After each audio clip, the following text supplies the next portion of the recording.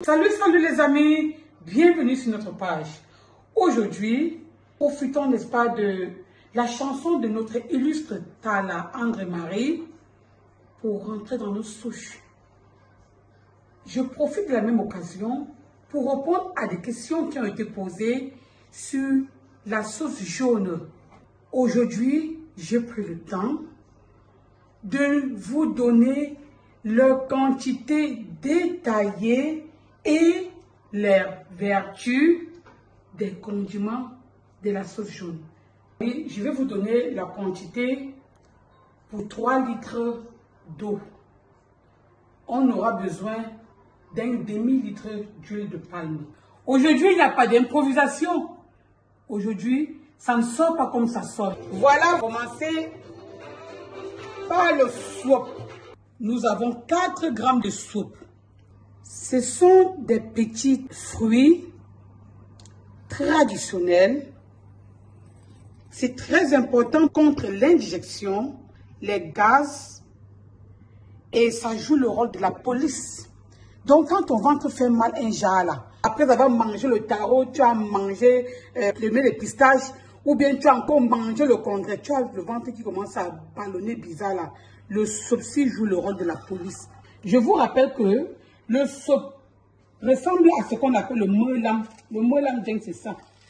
Ces deux épices qui se ressemblent, on peut facilement confondre. La différence entre le soupe et le meulam, c'est que le meulam est un peu rougeâtre. Vous voyez, est plus petit. La peau de ça est un peu plus lisse. Nous avons 3 grammes de meulam. Le soupe est plus noir et la peau du soupe est plus rugueuse.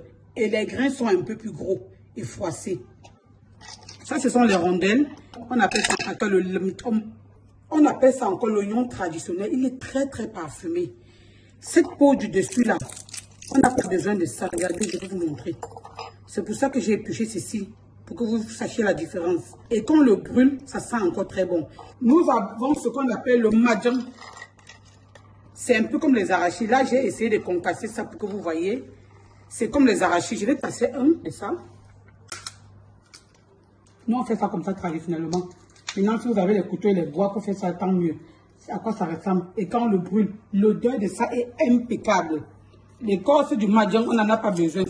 Ici, on a ce qu'on appelle les 4 côtés. En patois, on appelle ça le tchitchom. C'est un truc très important. C'est comme un fruit. Là, on a le tchitchom sec. Et on a 14 grammes de tchitchom. Ce tchitchom, pour les filles, les jeunes filles, qu'on accompagne comme en mariage, on lui offre le tchitchom. Elle lave son ventre avec. C'est très bon contre l'infertilité. Donc, si tu as les problèmes de concevoir, fais bouillir le tchitchom. Tu bois ça un verre matin, un verre soir. Ça, c'est très important. Voilà. Les incontournables du taro, de la sauce jaune. Ici, nous avons le gomna. Ça donne un parfum à la sauce et ça fait gonfler la sauce. La quantité. Les vertus de ça, moi, je ne connais pas. Si quelqu'un connaît les vertus de ça, qu'il laisse en commentaire. On a 4 grammes de chamgen ou de tsergen. Le tsergen aussi, c'est très important pour l'indigestion. C'est aussi une police intérieure contre les ballonnements, contre les reflux œsophagiens, contre l'indigestion gastro-intestinale. On le met aussi quand on fait piler le haricot. Les pommes pilées, plantains pilés, on met ça un peu dans qu'on est pas mal pour que ça ne dérange pas le ventre. Ici, c'est le lumkop. Ce lum-ci et ce lum-tom-ci, ça a les mêmes vertus. C'est aussi pour les problèmes de gaz, problèmes gastro-intestinaux, ça aide. Ceci, c'est pour augmenter la quantité de la sauce. Ça, c'est indispensable et ça, c'est facultatif. Mais comme ça fait gonfler les condiments, on le met aussi dedans. 10 grammes de lumkop. Je vous présente ce qu'on appelle le kojo. C'est un peu comme des gros clous. C'est très bien quand une femme vient d'accoucher. On le met également dans le cuir parce que ça calme les douleurs pelviennes, les crampes abdominales. Quand la maman qui allait prend le kojo aussi, ça fait que son ventre ne fait pas mal après l'accouchement, les tranchées. Et l'enfant aussi n'a pas mal au ventre. Nous avons 2 grammes de kojo. On appelle ça le ngengna. Bon, les vertus du ngengna, je ne connais pas. Là, j'ai mis juste 1 gramme de ngengna. Ces vertus, vraiment, je n'ai pas pu trouver. Pour ceux qui connaissent aussi, laissez-nous ça en commentaire.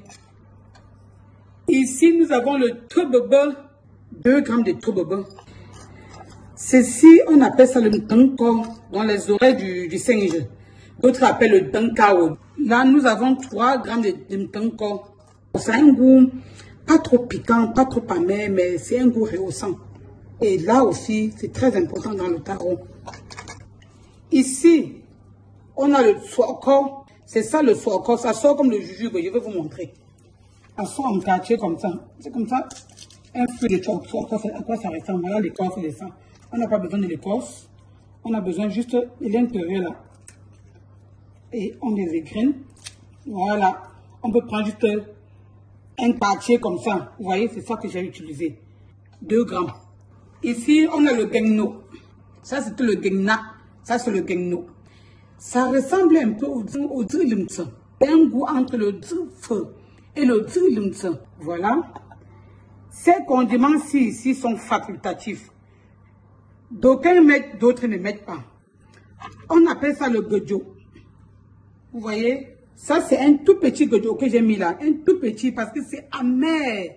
Ça, c'est un des condiments indispensables d'une cuit. Mais dans le taro, il n'est pas indispensable. C'est à peu près 1 gramme, 1 demi-gramme.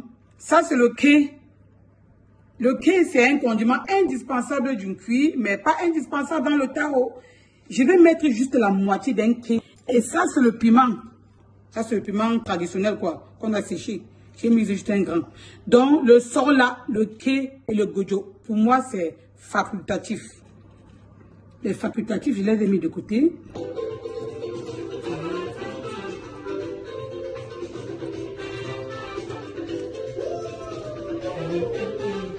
Là, nous avons le kangwang. C'est le seul traditionnel. On peut utiliser le kangwang comme on peut utiliser aussi le mchia, le vinaigre traditionnel. Ce n'est pas un condiment, mais c'est incontournable. Et ici, nous avons le sel de cuisine. C'est aussi important. Ça, c'est le maggi. On le met, mais c'est facultatif. Voilà, les amis, vous donnez les secrets de ma grand-mère. Oui, pour. Nos condiments sont maintenant composés. C'est qu'on va brûler au feu. C'est le majang, c'est le lemtom, c'est le lemkyo, le mtanko, le kojo, le gobna. On peut également le brûler. Quand une femme va en mariage, on lui offre quoi? Le pilon. Son mortier.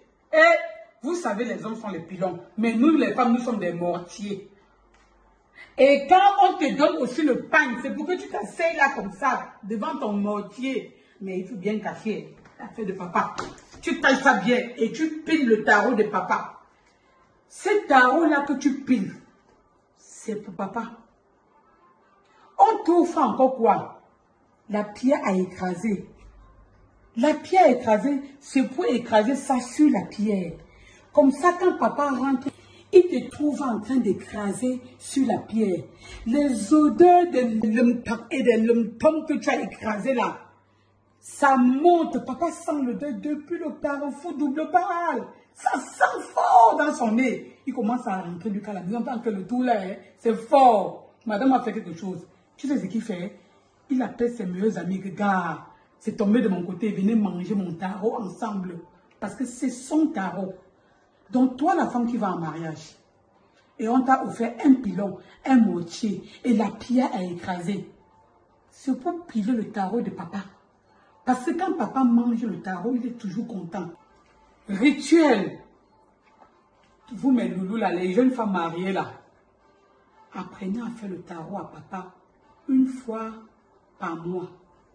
Ce jour-là, tu apportes une belle tenue traditionnelle. Tu t'es parfumé. Tu sens bon. La maison sent bon. Il n'y a pas d'odeur. Rien que l'odeur du tarot. Et quand papa rentre, en sifflotant, en sortant de la maison le matin, tu lui as porté un bon jumba que tu as apprêté, lavé, plié, repassé. Il porte ça. On sent que le père, le dimanche, ici, c'est tombé par chez lui. 1 fois le mois. Les derniers dimanches ou bien les premiers dimanches du mois. Ça augmente la ration. Donc, calcule-le. Tout avant que son salaire ne tombe, fais le tarot et pile ça toi-même. Pas les condiments déjà écrasés.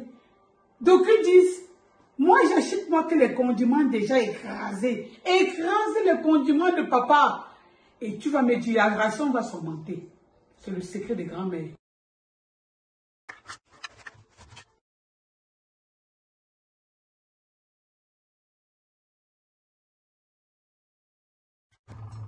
Et son corps, je vais le griller à la fin juste un peu.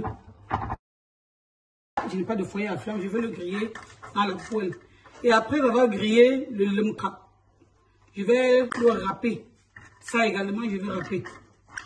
Ceci, après avoir grillé, je vais le concasser avant de l'écraser.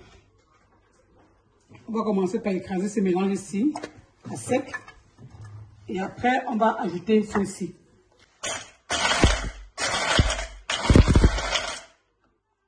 Vous voyez les rebelles, non, il y a parmi les condiments, il y a les rebelles. Là où il y a vraiment le travail. C'est la différence entre la femme qui achète les condiments écrasés et les condiments non écrasés. Bon, si tu sais déjà au moins comment ça se fait, ça se passe, c'est bien comment on mélange ça.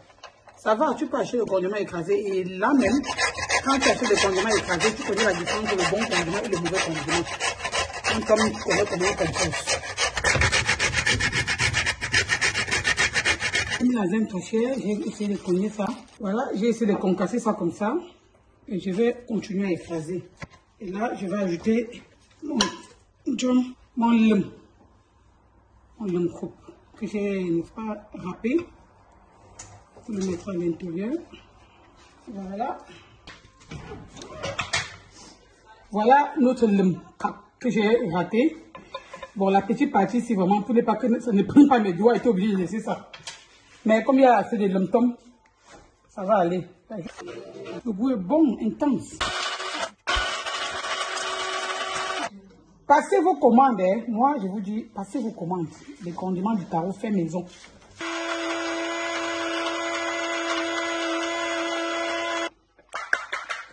Voilà les amis, notre épice ou bien condiment sauce jaune. Ainsi terminé. Je compte sur vous pour vous abonner, liker et surtout partager après avoir essayé. Quand vous mélangez ça dans de l'eau et de l'huile de palme, vous avez une sauce onctueuse. Après avoir essayé, partagez.